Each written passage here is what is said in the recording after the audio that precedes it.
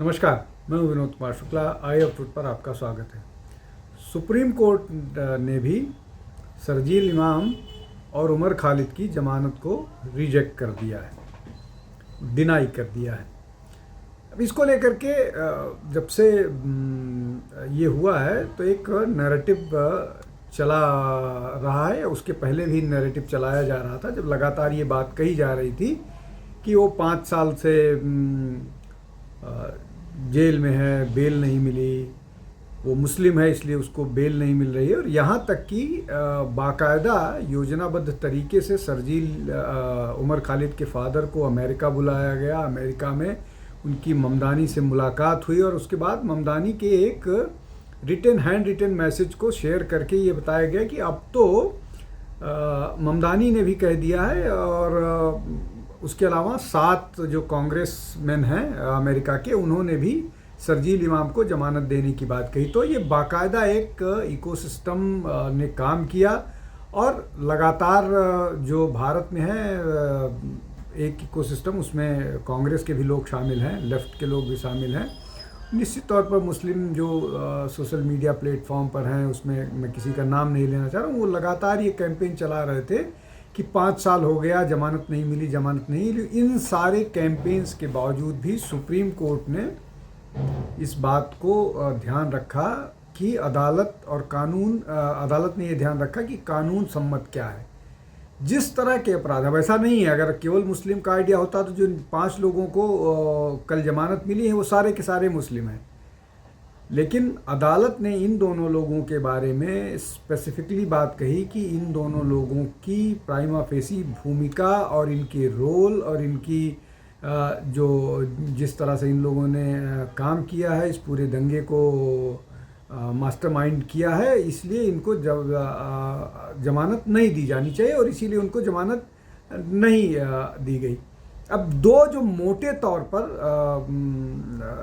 3 मोटे तौर पर जो बातें हैं जिसके कारण मतलब 2 कारण या 3 कारण स्पष्ट हैं। पहला ये कि इस दंगे में 53 मासूम लोग मारे गए और यहाँ तक कि एक आईबी का पुलिस वाला मारा गया, एक आईपीएस ऑफिसर का ड्राइवर मारा गया, आईपीएस ऑफिसर को गोली लगी थी। दूसरा जो महत्वपूर्ण बात ये है कि उमर खालिद का जो पॉलिटिकल ओपिनियन जिसको लोग कहते हैं वो ये है कि जम्मू कश्मीर जो है वो इंडिया जो है वो जम्मू कश्मीर पर गलत तरीके से कब्जा करके रखा है। India is in illegal occupation of Jammu and Kashmir, ये उनका बयान था। दूसरा जो शरजील इमाम को लेकर के है, शरजील इमाम लगातार ये बात करते रहे हैं कि 5 लाख मुसलमान अगर इकट्ठे हो जाएं तो चिकन नेक कब्जा करके नॉर्थ ईस्ट को भारत से अलग किया जा सकता है और ये करना पड़ेगा अगर अपनी मांगे मारिए। तो इसके बाद क्या इनको जमानत मिलनी चाहिए, ये देश के खिलाफ वेजिंग वॉर कहा जाता है। क्या दूसरा मसला जो महत्वपूर्ण है वो ये कि हाई कोर्ट ने एक बार फिर जो दीपोत्थान है उस पर फिर एक बार वहाँ पर दीप जलाने के लिए हिंदुओं को अनुमति दे दी है और ये कहा है कि ये जो सरकार है वहाँ पर मतलब डीएमके सरकार या जो वक्फ बोर्ड है जो ये कह रहा है कि वहाँ दीप नहीं जलना चाहिए, वो गलत है। उसको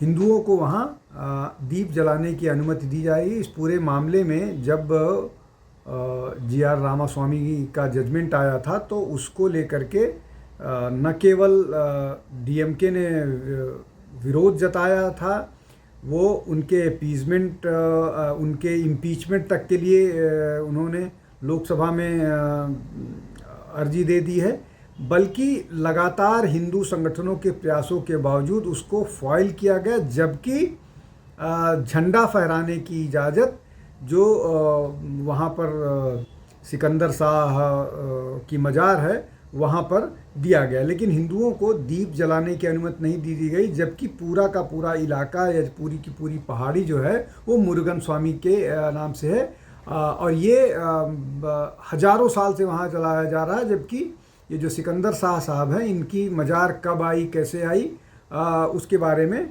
बहुत कुछ वो नहीं है। अब ये जो है डिवीज़न बेंच जो है, जस्टिस जी जयचंद्रन और के रामकृष्णन ने जो सिंगल बेंच का ऑर्डर था उसको एंडोर्स किया है। तो कुल मिलाकर के ये जो लगातार हिंदुओं के खिलाफ चल रहा है मामला, उसको अदालत ने एक बार फिर उसको नकारते हुए अदालत ने वहाँ पर हिंदुओं को अपनी पूजा करने की इजाज़त दे दी, और वहाँ पर वहीं पर जो दीपोत्थान, जहाँ पर वो पिलर है जहाँ पर जलाने की बात की, वहीं पर दीप जलाने की इजाज़त दे दी है। अब एक और अन्य महत्वपूर्ण मसला है।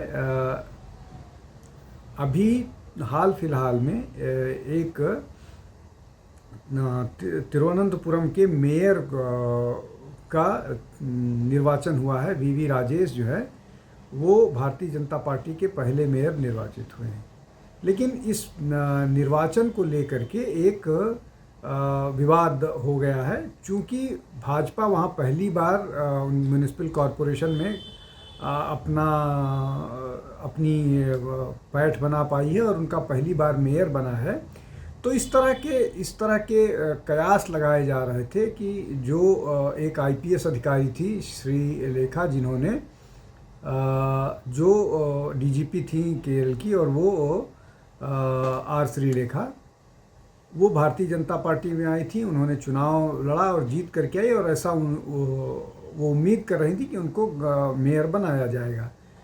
उनका दावा यह है कि भारतीय जनता पार्टी के नेताओं ने उनसे प्रॉमिस किया था, लेकिन वीवी राजेश को मेयर बना दिया गया। उसके बाद उन्होंने एक चैनल से बात करते हुए, ऑनलाइन न्यूज़ पोर्टल से बात करते हुए अपनी नाराज़गी जताई और ये कहा कि चूंकि जनता ने उन्हें एक्सेप्ट किया है, इसलिए वो जनता को सर्व करती रहेंगी। लेकिन प्रॉमिस उनसे किया गया था कि उनको मेयर बनाया जाए, और वो यहाँ तक कह रही हैं कि वो तो चुनाव लड़ने के लिए नहीं तैयार थी, लेकिन जब उनसे ये प्रॉमिस किया गया कि मेयर उन्हीं को बनाया जाएगा अगर जीतती है भारतीय जनता पार्टी, तो लेकिन ऐसा नहीं हुआ। इस बात को लेकर के दुखी। अब ये स्पष्ट जताता है कि किस तरह से भारतीय जनता पार्टी में इस बात को लेकर के भारतीय जनता पार्टी में क्रैक नज़र आ रहा है, सहमति नहीं नज़र आ रही, और विरोध जो करने वाले लोग हैं वो खुल करके सामने आ रहे हैं। सामान्यतः भारतीय जनता पार्टी में इस तरह की चीज़ें नहीं होती हैं, लेकिन ये हुई हैं, और इसको जो है केंद्रीय नेतृत्व न केवल संज्ञान में लेगा बल्कि देखेगा, इसलिए कि अगर इस तरह की स्थिति रहती है तो फिर जो 2026 का विधानसभा चुनाव होने वाला है उसमें भारतीय जनता पार्टी के लिए मुश्किलें आ सकती हैं। अगर भारतीय जनता पार्टी को कुछ बढ़िया करके दिखाना है केरल में विधानसभा के चुनाव में, तो सबको एकजुट रहना होगा, एक साथ काम करना पड़ेगा। हो सकता है भारतीय जनता पार्टी जो श्रीलेखा हैं उनको विधानसभा के चुनाव में भी मौका दें और उनको विधायकी का चुनाव लड़ाएं, इस तरह की पूरी संभावनाएं हैं। तो अब आगे क्या होता है उस पर तो आने वाला समय बताएगा, लेकिन अभी नाराज़गी है, क्रैक्स नज़र आ रहे हैं पार्टी में, जो पार्टी के लिए चिंता का कारण है। अब एक चौथा मसला जो है कि हिंदुओं पर बांग्लादेश में जो हमले हो रहे हैं वो कम नहीं हो रहे हैं, और अब तक अगर बात करें तो पिछले एक महीने में ये छठा हिंदू है जिसकी हत्या कर दी गई। अब एक ग्रॉसरी शॉप का ओनर जो है मनी चक्रवर्ती जो है उसकी हत्या कर दी गई। ये चार सिंदूर बाज़ार में नरसिंगडी डिस्ट्रिक्ट जो है ढाका में वहाँ है, जहाँ पर कुछ लोगों ने उन पर हमला किया, व्यस्त मार्केट में हमला किया, और उनको इस तरह से हमला किया कि उनकी मौत हो गई। इसके पहले चाहे राजू दास का मामला हो, चाहे और मामले रहे हों, सब हिंदुओं पर लगातार हमले हो रहे हैं और वहाँ की सरकार न केवल इनको रोकने में मतलब रोक पाने में नाकामयाब हो रही है, बल्कि ऐसा लग रहा है कि ये सब सरकार के सह पर हो रहा है। और चूंकि अभी क्रिकेट को लेकर के विवाद हो गया है, जिस तरह से बांग्लादेश के क्रिकेटर को कि जो KKR ने ख़रीदा था, उसको विरोध के बाद उसको कैंसिल करना पड़ा। उसके बाद से थोड़ी और नाराज़गी सी है। तो ये एक है, उसके कारण वहाँ पर विवाद और भी बढ़ा है। अब वो जो प्रीमियर लीग है उसको वहाँ बैन कर दिया गया, बांग्लादेश ने भारत में खेलने से मना कर दिया गया। इस तरह की स्थिति है और ये सब विरोध में होता हुआ दिखाई दे रहा है, चाहे वो अमृत मंडल की मौत हो, चाहे वो खोखोन चंद्रदास की मौत हो, चाहे वो अभी ये जो कल हुई है जिस व्यक्ति की, चाहे वो मंडल की मृत्यु हो। ये सारी की सारी जो हिंदुओं की हत्याएं हो रही हैं, ये लगातार जारी, और बहाना कोई न कोई बनाया जा रहा है। पूरी तरह से लॉ एंड ऑर्डर फेल हो गया है और वहाँ पर जो मुस्लिम कट्टरपंथी हैं वो हिंदुओं को वहाँ से भगा रहे हैं। और ये ऐसा नहीं है कि वहाँ कभी रुका रहा, चाहे वो खालिदा जिया के रिजीम हो, चाहे शेख हसीना का रिजीम हो, कभी कम कभी ज़्यादा ये इस तरह के हमले हिंदुओं पर होते रहे हैं। लेकिन इन सब चीज़ों को सख्ती करने की ज़रूरत है और भारत को भी इस पर कोई टफ स्टैंड लेना चाहिए। आज के लिए बस इतना ही। बहुत बहुत धन्यवाद। नमस्कार। हमारे चैनल आई ऑफ ट्रुथ को सब्सक्राइब कीजिए यूट्यूब पर, इसे फॉलो कीजिए फेसबुक पर, इंस्टाग्राम पर, ट्विटर पर और कू पर। हमारे चैनल के बारे में फीडबैक देने के लिए हमें मेल कीजिए ioftruth.6@gmail.com पर।